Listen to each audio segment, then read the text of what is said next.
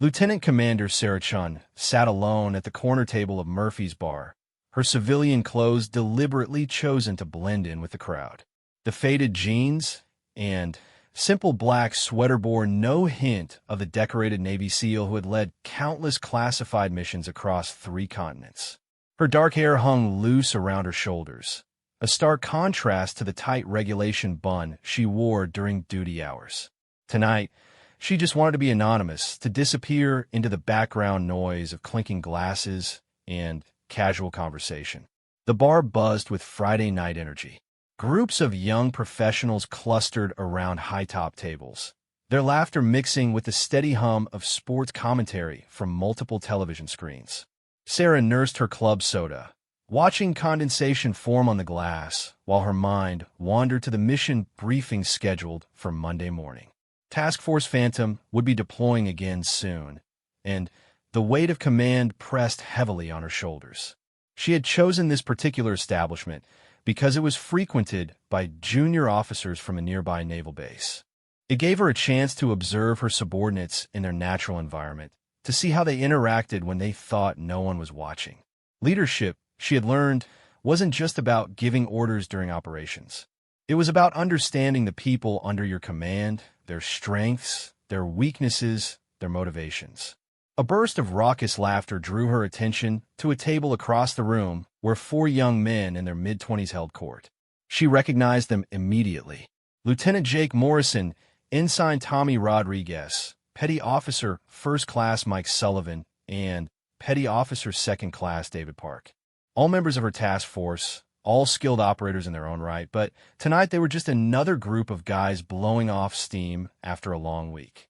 Sarah watched as they regaled each other with exaggerated stories, their voices growing louder with each round of drinks. Morrison, in particular, seemed to be the ringleader, gesturing wildly as he described some training exercise gone wrong. The others hung on his every word, occasionally bursting into appreciative laughter. She had worked with these men for months, had trained alongside them in some of the most demanding conditions imaginable. They knew her only as their commanding officer, the woman who pushed them harder than they thought possible, and who had earned their grudging respect through sheer competence and unwavering dedication. But here, in civilian clothes, she was just another woman sitting alone at a bar. The irony wasn't lost on her. These same men who would follow her into a firefight without question, who trusted her with their lives in the field, had no idea she was sitting 20 feet away from them. The transformation from Lieutenant Commander Chun to just another anonymous patron was so complete that she might as well have been invisible. As the evening wore on, Sarah found herself studying their dynamics more closely. Morrison clearly fancied himself the alpha of the group, constantly steering conversations back to his own exploits. Rodriguez, younger and more eager to please, hung on his every word. Sullivan, the most experienced of the 4, seemed somewhat detached, occasionally rolling his eyes at Morrison's more outlandish claims. Park remained quiet for the most part, nursing his beer and occasionally contributing a dry comment that would send the others into fits of laughter. These observations would prove valuable in future operations. Understanding how her team functioned both on and off duty would help her make better tactical decisions, assign roles more effectively, and anticipate how they might react under pressure. It was part of what made her such an effective leader, this ability to see beyond the uniform to the person underneath. Around 10 o'clock, a commotion near the bar caught everyone's attention. A young woman in a cocktail dress had apparently spilled her drink on herself, the dark stain spreading across the front of her outfit. She looked mortified, dabbing frantically at the mess with cocktail napkins while her friends tried to console her. The bartender quickly provided towels, and several nearby patrons offered assistance. Morrison and his crew found the incident hilarious. Sarah watched in growing discomfort as they pointed and laughed, making crude comments about the woman's appearance and her obvious distress. Their behavior was juvenile and mean-spirited, completely at odds with the professionalism they displayed during duty hours. The woman eventually gathered her composure and, left with her friends, but not before enduring several more minutes of snickering and pointed comments from Morrison's table. Sarah felt a surge of disappointment. These were supposed to be elite warriors, men she trusted to represent their country with honor and dignity. Seeing them behave like fraternity boys was deeply unsettling. As if sensing her disapproval from across the room, Morrison suddenly turned in her direction. His eyes swept over her dismissively before returning to his companions. Sarah had experienced this look countless times before. It was the way some men looked at women in bars, sizing them up, categorizing them, often finding them wanting. The fact that she was sitting alone only seemed to confirm whatever stereotype he had constructed in his mind. She watched as Morrison said something to his friends, gesturing in her direction. The others turned to look, their expressions ranging from mild interest to outright dismissal. Sullivan seemed uncomfortable with whatever Morrison had suggested, but Rodriguez and Park appeared eager to go along with whatever scheme their informal leader had concocted. Sarah's military training kicked in automatically. She assessed the situation with the same tactical mindset she would apply to a mission brief. For potential hostiles, all under the influence of alcohol, displaying pack mentality behavior, their body language suggested they were working up the courage to approach her table. Morrison's posture indicated he saw himself as the leader of whatever was about to unfold. Part of her wanted to simply leave. She could settle her tab and walk out before the situation escalated. But another part of her, the part that had survived selection training and countless combat deployments, refused to back down. These men were under her command, and their behavior reflected not just on them, but on the entire task force. If they were going to act like juvenile delinquents, they needed to understand there would be consequences. Morrison stood first, swaying slightly as the alcohol affected his balance. He said something to the others that elicited nervous laughter, then began making his way across the room towards Sarah's table. The others followed at a distance, close enough to provide support, but far enough away to distance themselves if things went badly. Sarah remained perfectly still, her hands folded in her lap, her expression neutral. Years of interrogation training had taught her the power of controlling her body language, of revealing nothing through involuntary gestures or facial expressions. She watched Morrison approach with the same dispassionate interest she might show toward an incoming enemy patrol. "Hey there," Morrison said as he reached her table, his words slightly slurred. "You look like you could use some company. Mind if I sit down?" His tone was casual, friendly even, but Sarah could see the calculation behind his eyes. This wasn't a genuine offer of companionship. This was a predator testing his prey, probing for weakness or vulnerability. The fact that she was sitting alone, that she appeared to be just another civilian woman, made her seem like an easy target. "I'm fine, thank you," Sarah replied politely, her voice steady and controlled. "I prefer to drink alone." Morrison's smile faltered slightly, but he pressed on. "Come on, don't be like that. I'm buying the next round. What are you drinking? Looks like club soda. Let me get you something with a little more kick to it."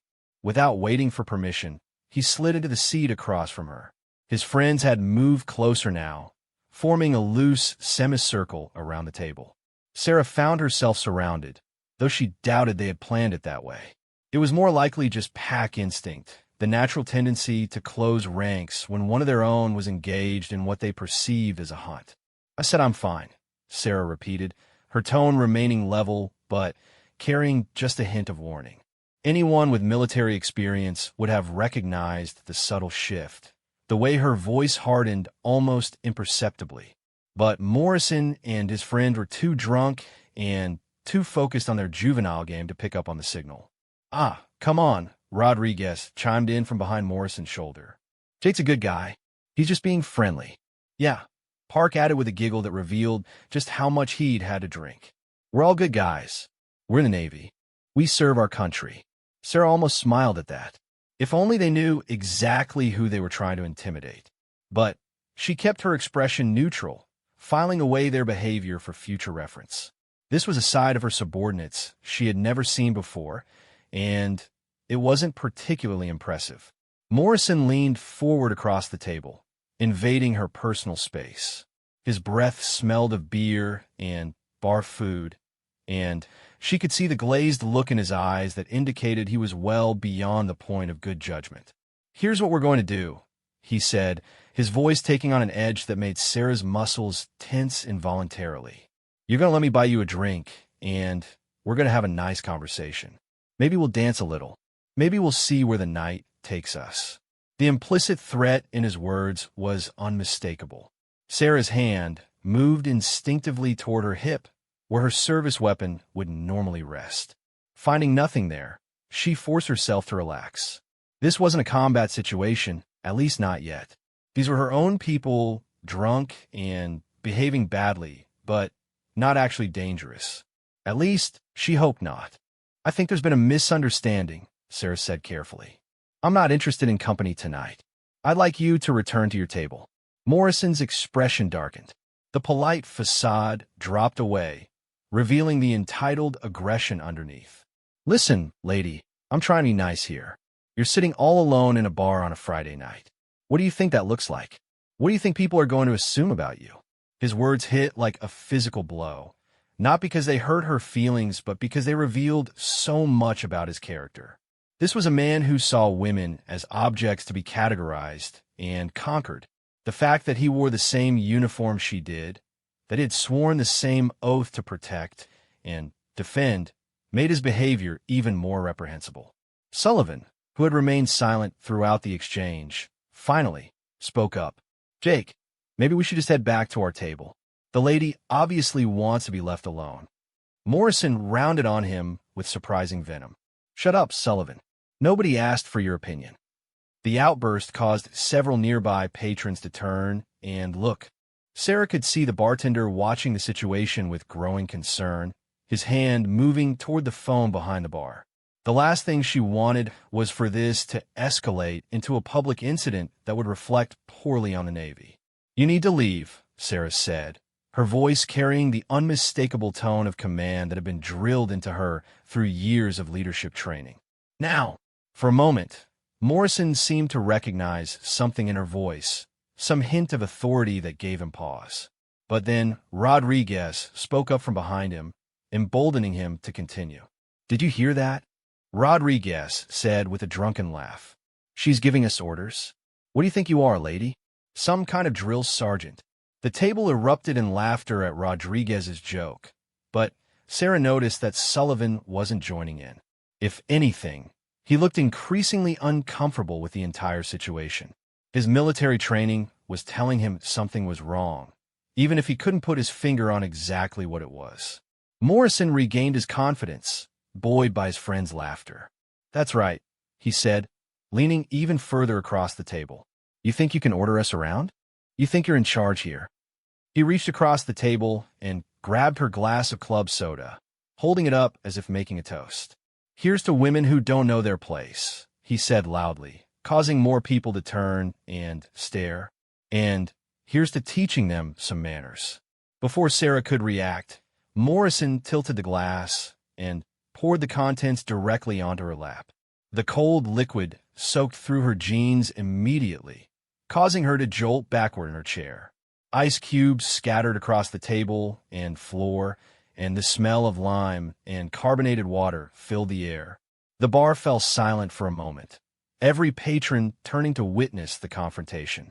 Sarah looked down at her so close, then back up at Morrison's smirking face. His friends were laughing and high-fiving each other, apparently delighted with their leader's show of dominance. "Oops," Morrison said with mock concern. "Looks like you had a little accident. Maybe next time you'll be more careful about who you're rude to." Sarah remained perfectly still for several heartbeats, letting the moment stretch out. Her military training had prepared her for far worse than this, had taught her to control her emotions even under the most extreme stress. She had been shot at by enemy snipers, had survived IED explosions and mortar attacks, had led rescue missions behind enemy lines. A drunk junior officer spilling a drink on her was barely worth noting on the scale of indignities she had endured in service to her country. But this was different. This wasn't enemy action. This was her own people, men under her command, behaving in a way that violated every principle the military was supposed to stand for. The uniform they wore represented honor, dignity, respect for others. Their behavior tonight was a betrayal of everything that uniform meant. Slowly, Sarah stood up from her chair, water dripping from her clothes onto the floor. She was several inches shorter than Morrison, but somehow her presence seemed to fill the space around them. Every eye in the bar was focused on her now, waiting to see how she would respond to this humiliation. "You gentlemen," she said quietly, her voice carrying clearly in the sudden silence, "have just made a very serious mistake." Morrison laughed, but there was less confidence in it now. Something in Sarah's tone, in her posture, in the way she held herself, was triggering alarm bells in his subconscious. Military training ran deep, even when suppressed by alcohol and arrogance. "Oh yeah," he said, trying to maintain his bravado. "And what exactly are you going to do about it? Call the manager? File a complaint?" Sarah smiled then, a cold expression that didn't reach her eyes. "No," she said simply. "I'm going to introduce myself properly." She reached into her purse and pulled out her military identification, holding it up so Morrison could see the photograph and the text clearly. His eyes focused on the card with difficulty, squinting to make out the details in the dim bar lighting. "Lieutenant Commander Sarah Chun," she said, her voice carrying the full weight of her authority now. "United States Navy SEALs. Commanding officer of Task Force Phantom. Your commanding officer." The blood drained from Morrison's face so quickly that Sarah thought he might actually faint. His mouth opened and closed several times without producing any sound, like a fish gasping for air. Behind him, she could hear Rodriguez make a strangled, choking sound, while Park muttered a creative string of profanity under his breath. Sullivan stepped forward, his face pale, but his posture snapping to attention automatically. "Ma'am," he said, his voice tight with barely controlled panic. We didn't know." "At ease," Sarah said, but her tone made it clear that nothing about this situation was easy. "I think we need to have a conversation. All of us." Morrison finally found his voice, though it came out as little more than a whisper. "Commander, this is what?" "Lieutenant Morrison?" Sarah asked, her voice cutting through his stammering like a blade. "This is acceptable behavior for a naval officer. This is how you represent your country and your uniform when you think no one is watching." The bar remained silent, every patron riveted by the unfolding drama. The bartender had stopped pretending to work and was openly staring. In the background, a television droned on about weekend sports scores, the only sound in the otherwise dead, quiet establishment. Sarah looked at each of the four men in turn, memorizing their expressions, cataloging their reactions. Morrison looked sick, his face green around the edges. Rodriguez appeared to be on the verge of tears. Park seemed to be trying to make himself as small as possible, hunching his shoulders as if he could disappear entirely. Only Sullivan maintained any semblance of military bearing, though she could see the fear in his eyes. These were her people. These were the men she had trained, had molded into an effective fighting unit, had trusted with classified information and dangerous missions.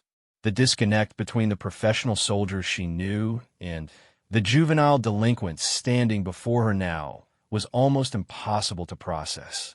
"You will return to your table," Sarah said, her voice carrying across the entire bar. "You will settle your tab immediately. You will leave this establishment without causing any further disturbance. And you will report to my office at 0800 hours Monday morning for a conversation about appropriate conduct for naval personnel." Morrison nodded frantically, his hands shaking as he reached for his wallet. "Yes, ma'am. Absolutely, ma'am. Right away." The four men scattered like leaves in the wind, stumbling over each other in their haste to comply with her orders. Sarah watched them go, noting how quickly their pack mentality dissolved when confronted with actual authority. It was a lesson she would remember for future reference. As the excitement died down and normal bar conversation gradually resumed, Sarah became aware that her clothes were still soaked with club soda. The fabric clung uncomfortably to her skin, and she could feel the sticky residue where the drink had dried. But she didn't move to clean herself up just yet. There was something almost symbolic about standing there in her civilian clothes, marked by their disrespect, while her true identity remained hidden beneath the surface. The bartender approached hesitantly, offering towels and profuse apologies for the disturbance. Sarah accepted the towels gratefully, but waved away his concerns about the incident. This wasn't his fault, and she had no intention of making his job more difficult than it already was. As she dried off as best she could, Sarah reflected on what she had witnessed tonight. The disconnect between public persona and private behavior was nothing new, but seeing it in her own people was particularly troubling. How many other incidents like this had occurred when she wasn't around to witness them? How many civilians had been subjected to harassment or worse by men wearing the same uniform she had dedicated her life to honor? The thought made her stomach turn. She had spent years earning the respect of her peers and subordinates, had fought twice as hard as her male counterparts to prove she belonged in the elite SEAL community. Every success, every mission completed, every life saved had been a victory, not just for her, but for every woman who aspired to serve at the highest levels of the military. But none of that mattered if the men under her command couldn't be trusted to behave with basic human decency when they thought no one was watching. The uniform was more than just clothing. It was a symbol, a promise, a sacred trust. And these four men had violated that trust in the most fundamental way possible. Sarah finished cleaning up and gathered her things, leaving money on the table to cover her tab, and a generous tip for the server who had been caught in the crossfire of the evening's drama.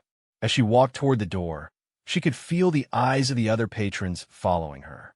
Some looked sympathetic, others curious. A few seemed impressed by how she had handled the situation. But Sarah wasn't interested in their approval or judgment. Her mind was already moving ahead to Monday morning, to the conversation she would have with Morrison and his companions. There would be consequences for their actions tonight, both formal and informal. The military had procedures for dealing with conduct unbecoming an officer, and she intended to follow them to the letter. More than that, though, this incident had revealed a serious problem within her unit. If Morrison felt comfortable behaving this way in public, what kind of culture was festering beneath the surface of Task Force Phantom? How many other incidents had she missed? How many warning signs had she overlooked? As she stepped out into the cool night air, Sarah made a mental note to schedule individual counseling sessions with each member of her team. Not just Morrison and his drinking buddies, but everyone under her command. She needed to understand the scope of the problem, needed to identify any other potential issues before they could escalate into something more serious. The walk to her car gave her time to process the evening's events, to plan her next moves. Leadership wasn't just about tactical decisions and mission planning. It was about shaping character, instilling values, creating a culture where this kind of behavior was unthinkable. Clearly, she had work to do in that regard. But as Sarah drove home through the empty streets, one thought kept returning to her mind. The look on Morrison's face when he realized who she was, the complete transformation from arrogant predator to terrified subordinate, had been almost worth the humiliation of being doused with club soda. Almost. Monday morning would bring a reckoning. And Lieutenant Morrison and his friends were about to learn what it really meant to serve under the command of someone who had earned their place through blood, sweat, and an unwavering commitment to excellence. The weekend passed with excruciating slowness for the four men who had made the mistake of their lives at Murphy's Bar. Lieutenant Jake Morrison stared at the ceiling of his bachelor apartment, replaying the events of Friday night over and over in his mind. Each time he remembered the moment when Lieutenant Commander Chun had revealed her identity, his stomach clenched with a mixture of fear and shame that threatened to overwhelm him. He had barely slept since that night. Every time he closed his eyes, he could see her face, the way her expression had shifted from mild annoyance to cold fury as he poured that drink on her lap. The memory of his own words echoed in his mind like a broken record. Here's to women who don't know their place. How could he have been so stupid? How could he have said something so incredibly inappropriate to his commanding officer? Morrison rolled over in bed and checked his phone for the 100th time. Still only 3:47 a.m. on Sunday morning. He had been awake for hours, his mind racing with possibilities of what Monday morning would bring. Would there be an official reprimand? A court-martial? Would his career in the Navy be over before it had really begun? Across town, Ensign Tommy Rodriguez was having similar thoughts. Unlike Morrison, who lived alone, Rodriguez shared a cramped apartment with two other junior officers who had bombarded him with questions about why he looked like he had seen a ghost. He couldn't tell them the truth. How could he explain that he had helped humiliate one of the most respected officers in the entire SEAL community? Rodriguez had grown up in a military family. His father had been a Marine, his grandfather had served in Vietnam, and his older brother was currently deployed in Afghanistan. Military service was more than just a career for him. It was a family tradition, a source of pride and honor. The thought of bringing shame on that tradition, of disappointing his family, was almost unbearable. He had tried calling Morrison several times over the weekend, but the lieutenant's phone went straight to voicemail. Part of him wanted to commiserate with his fellow conspirator, to share the burden of guilt and fear. But another part of him blamed Morrison entirely for the situation. If the lieutenant hadn't insisted on approaching Commander Chun in the first place, none of this would have happened. Petty Officer First Class Mike Sullivan was handling the situation differently than his younger colleagues. As the most experienced member of the group, he had been around long enough to understand the serious nature of their transgression. Sullivan had served under Chun for 8 months, had seen her in action during training exercises and briefings. He knew her reputation, knew the respect she commanded from her superiors and peers alike. What tormented Sullivan wasn't just fear of punishment, but genuine shame at his own behavior. He was 32 years old, a decorated petty officer with 12 years of service. He had a wife and 2 young children who looked up to him, who believed their father was a hero. How would he explain to his daughter that Daddy had helped humiliate a woman simply because she was alone at a bar? Sullivan had come close to intervening during the incident, had felt his conscience telling him to stop Morrison before things went too far. But he had stayed silent, had let pack mentality and alcohol cloud his judgment. The weight of that inaction pressed down on him like a physical force. Petty Officer Second Class David Park was arguably in the worst shape of all. At 24, he was the youngest member of the group and the most recent addition to Task Force Phantom. Park had idolized Commander Chun from the moment he was assigned to her unit. Her reputation as a tactical genius and fearless leader had preceded her, and he had been thrilled to be selected for such an elite assignment. The realization that he had participated in humiliating his idol was crushing. Park had grown up as the son of Korean immigrants who had sacrificed everything to give him opportunities in America. Military service was his way of giving back, of proving that their sacrifices had been worthwhile. Now he faced the very real possibility that his career would end in disgrace before it had truly begun. He had written and deleted dozens of text messages to his teammates over the weekend, wanting to reach out, but not knowing what to say. How do you apologize for something so fundamentally wrong?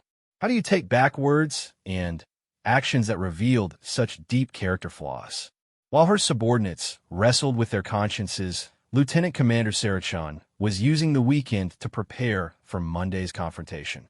She had spent Saturday morning reviewing the personnel files of all 4 men, studying their backgrounds, their performance evaluations, their psychological profiles. She needed to understand what had led to Friday night's incident, needed to determine whether it represented a pattern of behavior or a one-time lapse in judgment. Morrison's file painted a picture of a competent but arrogant officer who had coasted through his early career on natural ability rather than hard work. His evaluations were solid, but not exceptional, and there were subtle hints from previous commanding officers about attitude issues. Nothing serious enough to prevent his advancement, but enough to suggest that Friday night might not have been entirely out of character. Rodriguez's record was cleaner, though it showed a troubling tendency to follow rather than lead. His evaluations consistently noted his eagerness to please superiors, but also raised questions about his independent judgment.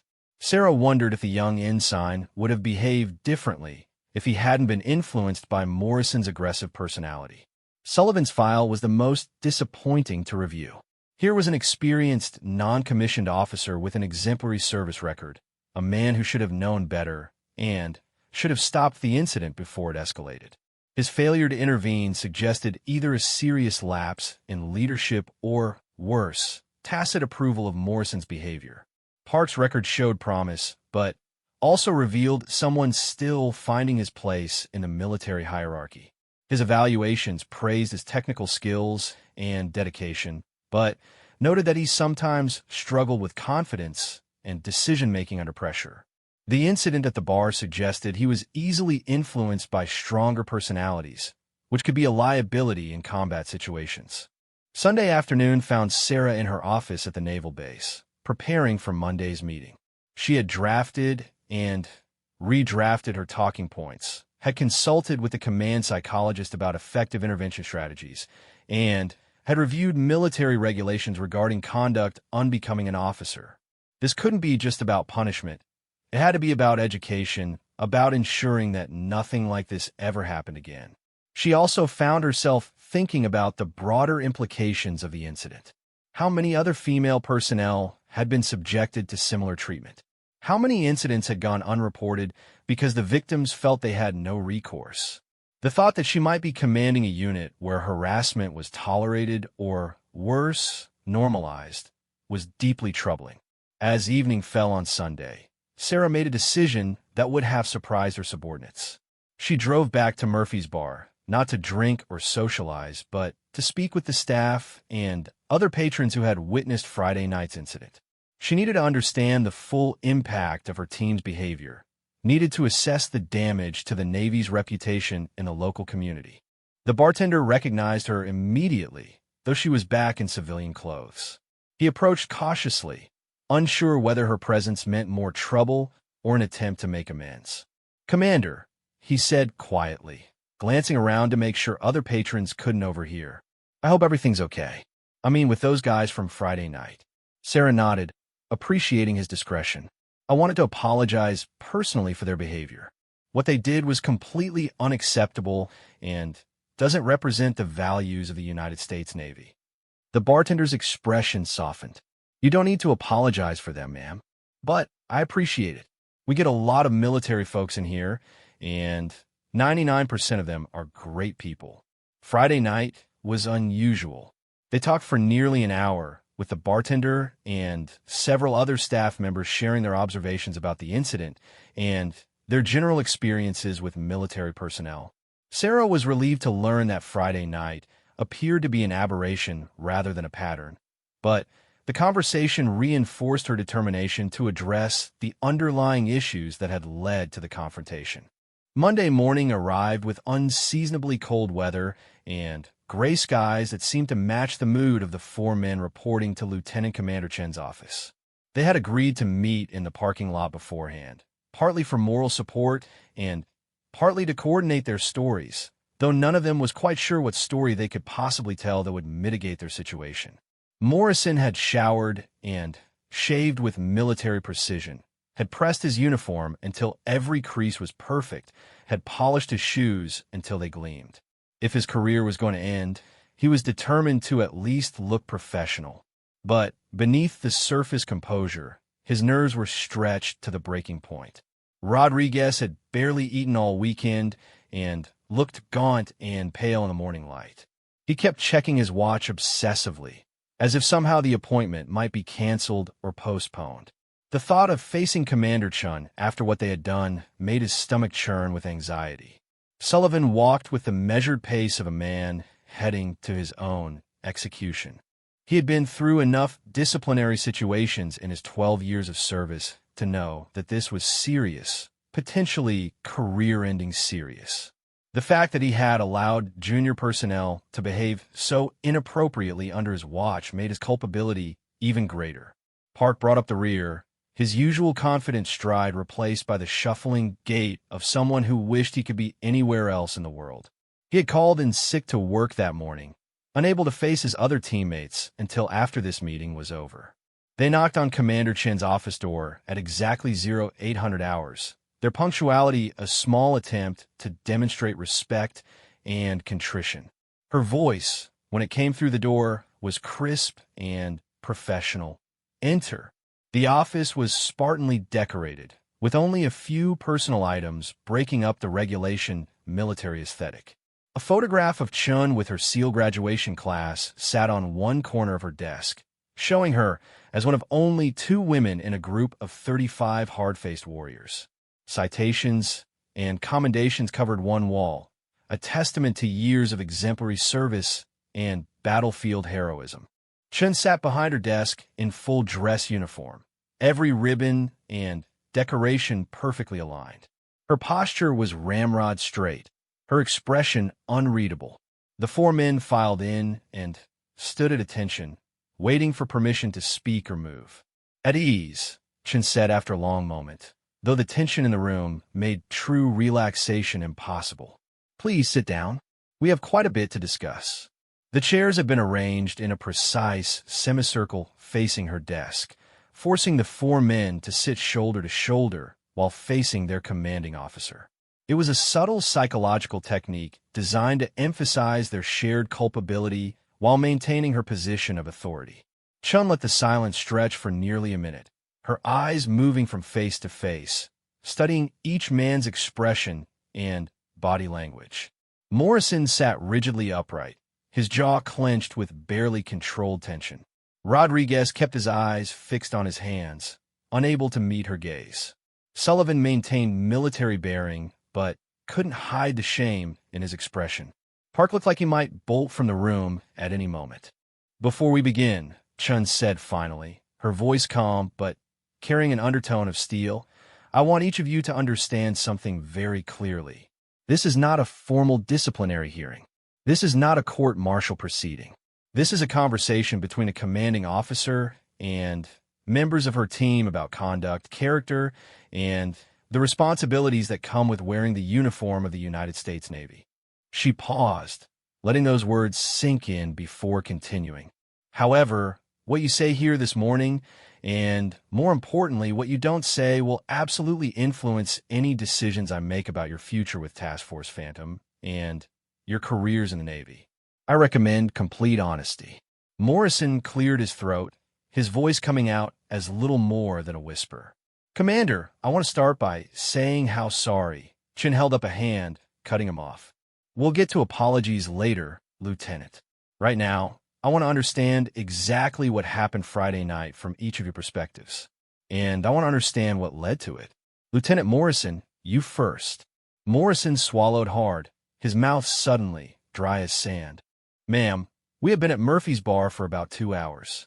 We were celebrating the end of a successful training week, blowing off some steam. I noticed you sitting alone at the corner table, though of course I didn't recognize you in civilian clothes. His voice grew stronger as he continued, falling into the rhythm of giving a military brief. I made the decision to approach your table. My intention was to offer you company, to buy you a drink. When you declined, I should have respected that and returned to my table. Chin's expression remained neutral. But you didn't return to your table. What happened next? I became persistent, Morrison admitted, the word tasting bitter in his mouth. I ignored your clear statements that you wanted to be left alone. I made assumptions about your character and motivations based solely on the fact that you were a woman sitting alone in a bar. Those assumptions were wrong and inappropriate. And then, Morrison's voice dropped to barely above a whisper. I poured your drink on you, ma'am. I deliberately humiliated you in a public setting because my ego was bruised by your rejection. There's no excuse for that behavior. None at all. Chun nodded slowly, her expression giving away nothing of her thoughts. Ensign Rodriguez, your perspective. Rodriguez looked up for the first time since entering the office, his eyes red-rimmed from lack of sleep. Ma'am, I was drunk. Not falling down drunk, but definitely impaired. When Lieutenant Morrison decided to approach you, I thought it was just guys being guys, you know? Typical Friday night bar behavior. He paused, clearly struggling with his words. But when you told us to leave, when you made it clear you weren't interested, I should have spoken up. Instead, I encouraged Morrison's behavior. I laughed at his jokes about you. I was part of the group that surrounded your table, that made you feel trapped and threatened. Rodriguez's voice broke slightly as he continued. My mother raised me to respect women, to protect them, not to humiliate them. I betrayed everything she taught me Friday night. I betrayed the uniform and what it represents. Chun turned to Sullivan. Petty Officer Sullivan, you're the senior enlisted man in this group. What's your assessment of Friday night's events? Sullivan's response was immediate and unequivocal.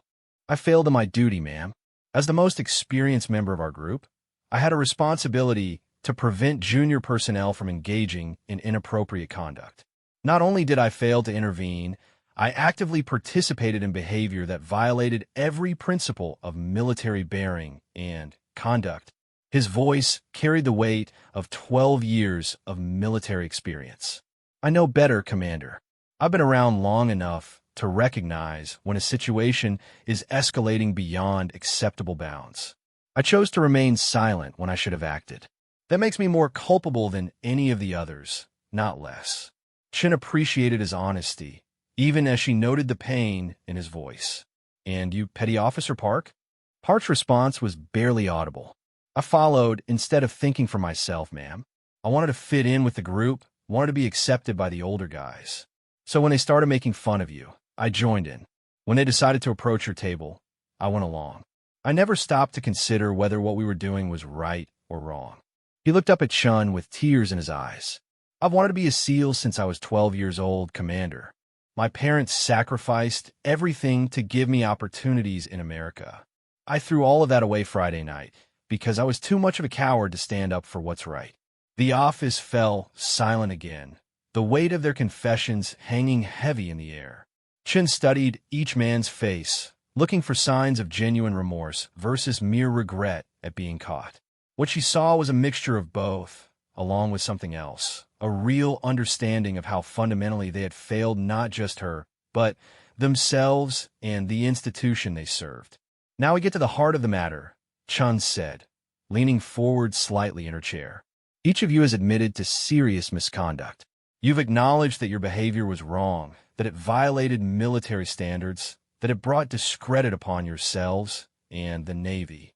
The question now is what we do about it. Morrison straightened in his chair, bracing for whatever punishment was about to be announced.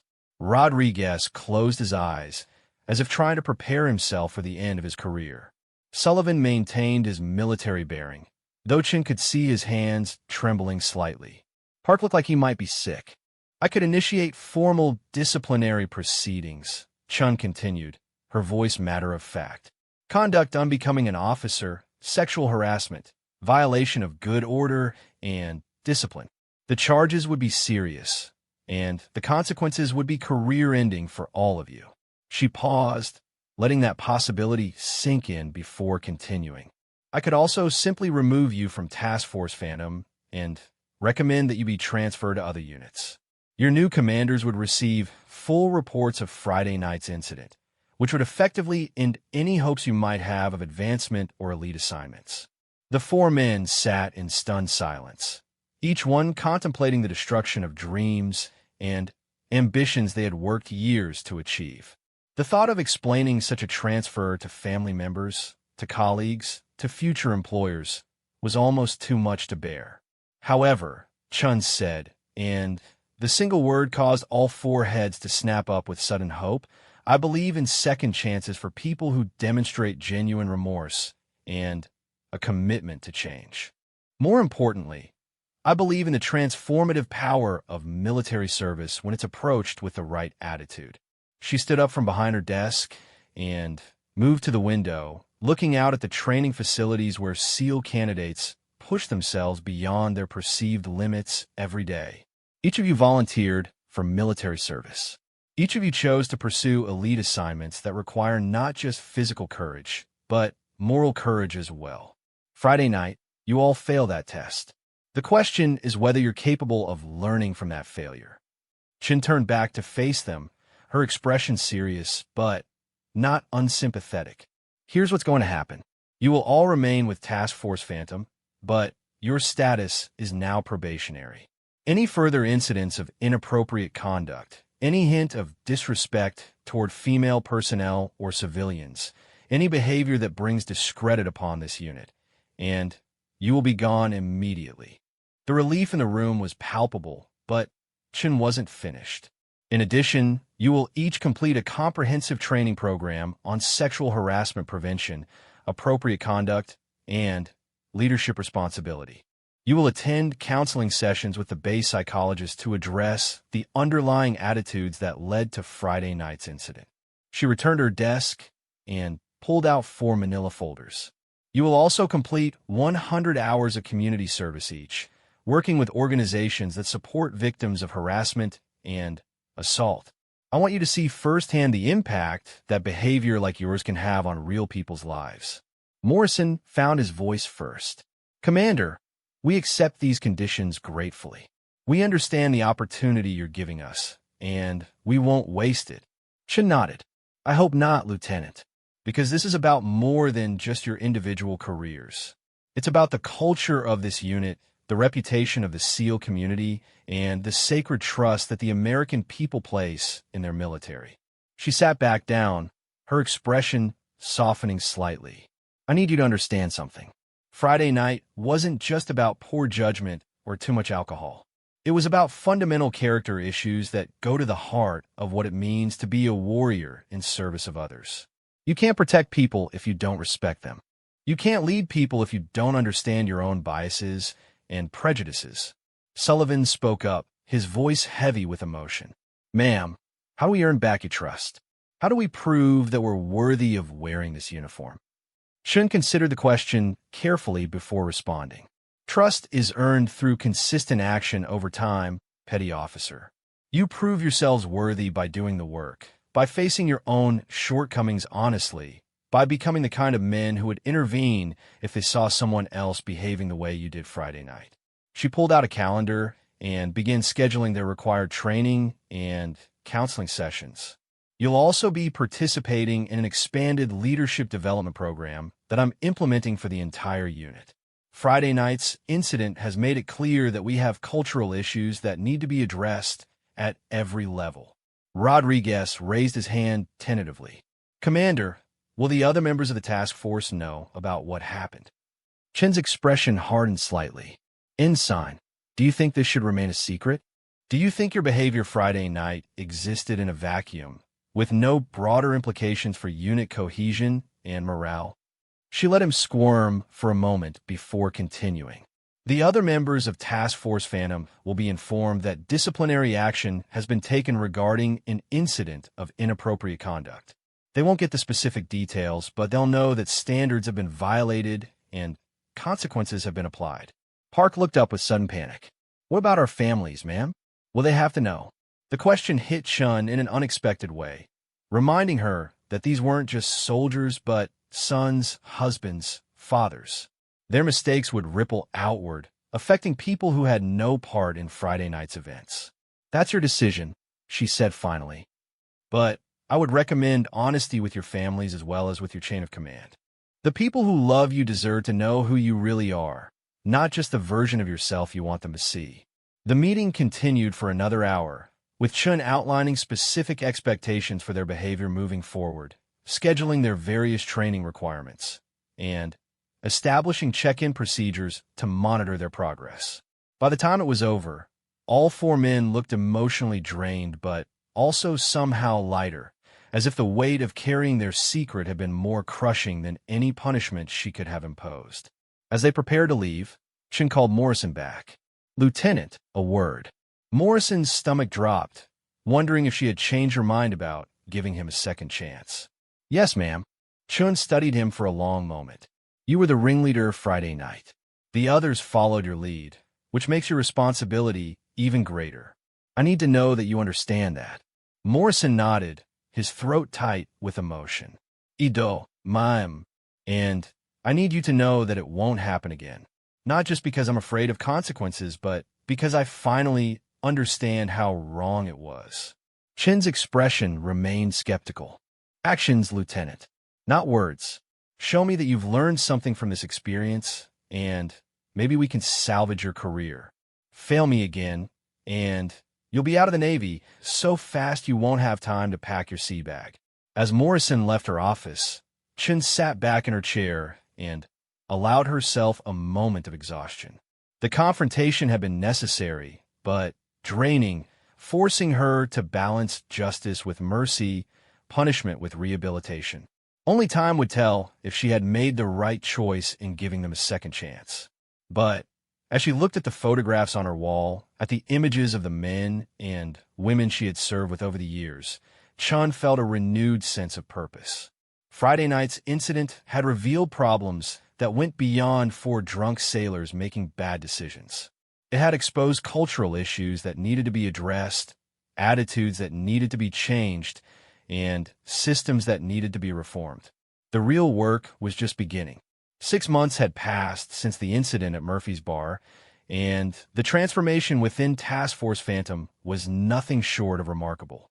Lieutenant Commander Sarah Chun stood on the observation deck overlooking the training facility, watching her team execute a complex hostage rescue simulation with precision and coordination that would have been impossible before their collective wake-up call. The changes hadn't happened overnight. The first few weeks after the confrontation had been tense and awkward, with the four disciplined men walking on eggshells around their commanding officer, and their teammates sensing that something significant had occurred without knowing the details. Trust, once broken, had to be rebuilt brick by brick through consistent action and unwavering commitment. Lieutenant Jake Morrison moved through the simulated building with a confidence that was entirely different from his previous arrogance. Where once he had been quick to dominate conversations and dismiss others' input, he now listened carefully to his teammates and deferred to their expertise when appropriate. The transformation had been gradual, but unmistakable, evident in everything from his tactical decisions to the way he interacted with support personnel. Chin watched as Morrison encountered a female role player portraying a hostage during the exercise. His approach was professional and respectful, his communication clear and reassuring. It was a stark contrast to the man who had poured a drink on a woman simply because his ego couldn't handle rejection. The hundreds of hours of counseling, community service, and specialized training had clearly had an impact. The community service requirement had been particularly eye-opening for all four men. Morrison had been assigned to work at a women's shelter, where he had spent countless hours listening to stories of harassment, assault, and domestic violence. The experience had shattered his preconceived notions about women's motivations and had forced him to confront the real-world consequences of the attitudes he had carried. One story in particular had haunted him. A young Navy wife who had been sexually assaulted by a group of sailors on Liberty, men who had justified their actions by claiming she had been asking for it, simply by being alone at a bar. The parallels to his own behavior had been impossible to ignore, and the shame of that recognition had been a powerful motivator for change. Ensign Tommy Rodriguez had shown perhaps the most dramatic transformation of all. The young officer who had once followed Morrison's lead without question had developed into an independent thinker and natural leader. His assignment to mentor at-risk youth had helped him understand the importance of positive role models and the damage that could be done by those who failed to live up to their responsibilities. Rodriguez had formed particularly strong bonds with several teenage boys from military families, kids who looked up to anyone in uniform as a hero. The weight of their admiration and the knowledge that his actions could influence their development had been sobering. He found himself constantly asking whether his behavior was worthy of their respect, whether he was living up to the ideals they associated with military service. The counseling sessions had been brutal for Rodriguez, forcing him to confront his own tendency toward groupthink and his need for approval from authority figures. Dr. Martinez, the base psychologist, had helped him understand that true loyalty sometimes meant standing up to friends and colleagues when they were making poor decisions. It was a lesson that had profound implications for his military career and his personal life. Petty Officer First Class Mike Sullivan had perhaps the most to prove, given his senior position and his failure to intervene during the bar incident. His journey back to respectability had been complicated by the fact that he had to face his own family's disappointment when he finally told them what had happened. The conversation with his wife and children had been one of the most difficult experiences of his life. His 8-year-old daughter had asked him directly whether he was a good guy or a bad guy, a question that had cut through all his rationalizations and excuses. Sullivan had been forced to admit that on that Friday night, he had been one of the bad guys, but that he was working hard to make sure it never happened again. The innocence in her eyes and her willingness to forgive him had been both heartbreaking and inspiring. Sullivan's community service had involved working with veterans who had experienced military sexual trauma, an assignment that had opened his eyes to the scope of the problem within the armed forces. He had heard story after story of careers destroyed not by enemy action, but by the betrayal of fellow service members. The experience had convinced him that prevention was not just about policy, but about creating a culture where such behavior was genuinely unthinkable. Petty Officer Second Class David Park had struggled the most with the aftermath of the incident, his natural tendency toward perfectionism making it difficult for him to accept his own capacity for such poor judgment. The young sailor had entered a period of deep introspection, questioning not just his actions but his fundamental understanding of right and wrong. Park's community service assignment at a crisis intervention center had been transformative. Working with people in their darkest moments had given him perspective on the real challenges facing society and had helped him understand the privilege and responsibility that came with wearing a military uniform. He had learned that being a warrior wasn't just about physical courage, but about moral courage, about standing up for those who couldn't protect themselves. The specialized training that Chun had mandated for all 4 men had covered far more than just sexual harassment prevention. It had included modules on unconscious bias, cultural competency, ethical decision-making under pressure, and leadership responsibility. Each session had been designed to force them to examine their own assumptions and to understand how their attitudes and behaviors affected others.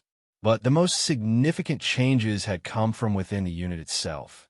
Chun had used the incident as a catalyst to examine the entire culture of Task Force Phantom, implementing changes that went far beyond punishing the 4 men who had been caught.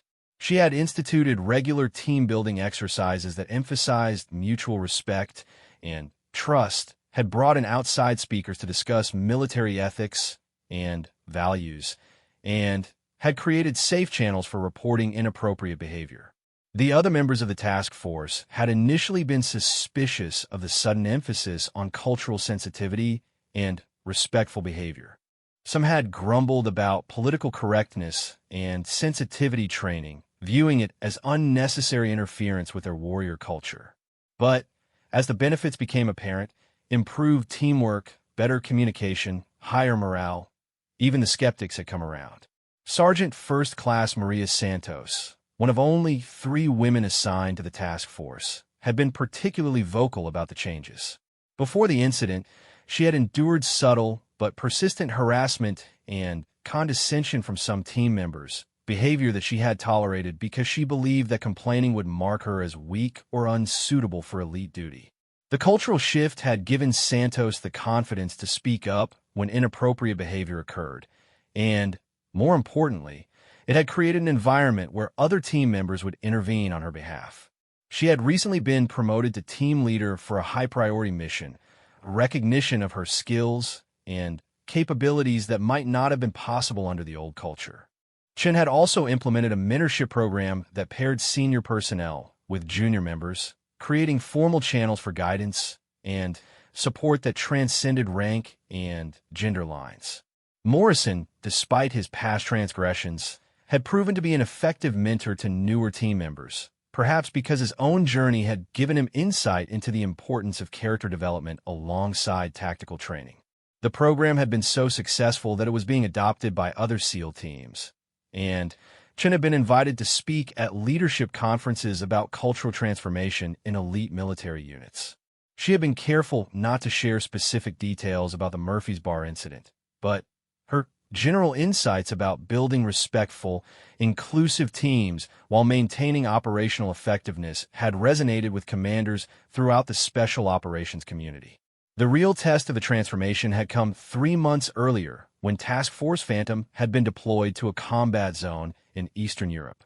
The mission had been classified at the highest levels, but it had required the team to work closely with local civilian populations, including many women and children who had been displaced by conflict. Chen had watched with pride and relief as her team members interacted with these vulnerable populations with genuine compassion and respect. Morrison had spent hours patiently working with local interpreters, many of whom were young women who might have reminded him of the person he had humiliated at Murphy's Bar. But his behavior had been exemplary, professional, and courteous without the condescension that had once characterized his interactions with women. Rodriguez had taken the lead in organizing humanitarian assistance distribution, showing natural leadership skills that had emerged as he learned to think independently rather than simply following others. His ability to connect with local children and his patience in explaining complex procedures to overwhelmed civilians had marked him as officer material in the truest sense. Sullivan had used his experience and maturity to mentor younger team members throughout the deployment, modeling the kind of ethical leadership that he had failed to demonstrate at Murphy's Bar. His willingness to admit his own past mistakes had actually enhanced his credibility with subordinates, who appreciated his honesty and his commitment to continuous improvement. Park had proven to be a natural at building relationships with local community leaders, his respectful demeanor and genuine interest in their culture earning trust that had been crucial to mission success. The shy, follower mentality that had gotten him into trouble at the bar had been replaced by quiet confidence and independent judgment. The mission had been a complete success, not just tactically, but culturally. The team had accomplished all objectives while maintaining the highest standards of professional conduct. More importantly, they had left behind a positive impression of American military personnel that would benefit future operations in the region. As Chen reflected on the journey from that Friday night at Murphy's Bar to the present moment, she was struck by the complexity of human nature and the possibility of redemption. The 4 men who had humiliated her had become some of her most reliable and ethical subordinates, not because they feared punishment, but because they had undergone genuine transformation. The incident had also taught her important lessons about leadership and cultural change. She had learned that addressing misconduct required more than just punishment. It required understanding the underlying attitudes and systems that had allowed the behavior to occur in the first place. Sustainable change required not just individual accountability, but institutional reform. Chen had also gained a deeper appreciation for the power of second chances when combined with genuine accountability. If she had simply punished Morrison and his companions and transferred them out of the unit, they might never have confronted their own biases and shortcomings. Instead, by requiring them to do the hard work of personal growth while holding them to the highest standards, she had helped them become better soldiers and better men. The transformation had not been without its challenges. There had been setbacks, moments when old attitudes surfaced, and difficult conversations about deeply held beliefs and assumptions. Change, Chen had learned, was not a linear process, but a series of advances and retreats that eventually led to lasting growth. She had also faced criticism from some quarters for her decision to give the 4 men second chances. Some colleagues had argued that sexual harassment and misconduct should result in immediate dismissal, that tolerance of such behavior sent the wrong message to other personnel. Chen understood and respected those arguments, but she believed that context mattered and that different situations required different approaches. The key had been ensuring that the consequences were meaningful and that the rehabilitation process was genuine rather than just going through the motions. The hundreds of hours of counseling, community service, and specialized training had not been token gestures, but serious interventions designed to address root causes rather than just surface behavior. As Chun prepared to leave the observation deck, she was approached by Admiral Richardson, the base commander who had been following the Task Force Phantom experiment with interest. Richardson was known for his by-the-book approach to discipline, and Chun had wondered whether he would support her unorthodox handling of the Murphy's Bar incident. "Commander Chun," the Admiral said, his tone neutral but his eyes showing interest. "I've been reviewing the after-action reports from your recent deployment. Outstanding work by your entire team." "Thank you, sir," Chun replied, unsure where the conversation was heading. Richardson looked out at the training facility where her team was still conducting exercises. "I'm also aware of the disciplinary situation you dealt with earlier this year. Unconventional approach, but the results speak for themselves." He turned to face her directly. "I'm recommending your unit as a pilot program for a Navy-wide initiative on cultural transformation in elite units. Your methods for addressing misconduct while maintaining operational effectiveness could be valuable for other commands." Chun felt a mixture of pride and apprehension. The recognition was gratifying, but it also meant that the Murphy's Bar incident would become part of her professional legacy, a reminder of both the challenges and the possibilities of military leadership. "I'm honored by the recommendation, sir," she said, "but I want to be clear that our approach won't work in every situation. It requires a level of commitment from the individuals involved and a willingness to do the hard work of personal growth." Richardson nodded. "Understood. But the military needs leaders who are willing to invest in people who see potential for redemption alongside the need for accountability. Your team is proof that second chances can work when they're paired with genuine consequences and meaningful change." As the Admiral walked away, Chun found herself thinking about the 4 men who had started this journey as her biggest disappointment and had become examples of the military's capacity for positive transformation. The path from Murphy's Bar to where they stood today had been neither straight nor easy, but it had been worth taking. That evening, Chun sat in her office reviewing the latest performance evaluations for her team members. Morrison had been selected for advanced leadership training and was being considered for promotion to lieutenant commander. Rodriguez had been accepted into the Navy's elite leadership development program and was on track for rapid advancement. Sullivan had been recommended for a prestigious assignment that would cap off his distinguished career. Park had been selected as Sailor of the Quarter and was being fast-tracked for advanced technical training. None of this erased what had happened at Murphy's Bar, but it demonstrated that people were capable of learning from their mistakes and becoming better versions of themselves. The incident had been a catalyst for growth, not just for the 4 men directly involved, but for the entire unit and potentially for the broader military community. Chin's phone buzzed with a text message from Morrison. "Commander, just wanted you to know that I'm volunteering to speak at the sexual assault prevention training for the new recruits next week. If my story can help even one person make better choices, it will be worth the embarrassment." She smiled as she read the message. The Lieutenant Morrison who had poured a drink on her at Murphy's Bar would never have volunteered for such an assignment, would never have been willing to admit his mistakes in front of subordinates. This Morrison, the one who had done the hard work of confronting his own biases and growing from his failures, was exactly the kind of leader the military needed. As Chun prepared to leave her office for the evening, she took one last look at the mission photos on her wall. Images of her team working alongside local populations, protecting civilians, accomplishing objectives while maintaining the highest standards of conduct. It was what military service was supposed to look like, what the uniform was supposed to represent. The journey from humiliation to redemption had taught everyone involved that mistakes didn't have to define a person's future, but only if they were willing to do the hard work of genuine change. It had shown that second chances were possible, but they had to be earned through consistent action and unwavering commitment to growth. Most importantly, it had demonstrated that true military strength came not from dominating others, but from protecting them, not from asserting superiority, but from serving with humility and respect. The 4 men who had learned that lesson the hard way had become living examples of the military's highest ideals, proof that even the worst mistakes could become opportunities for transformation. As Sarah Chun walked to her car in the gathering twilight, she felt a deep sense of satisfaction about the path she had chosen 6 months earlier.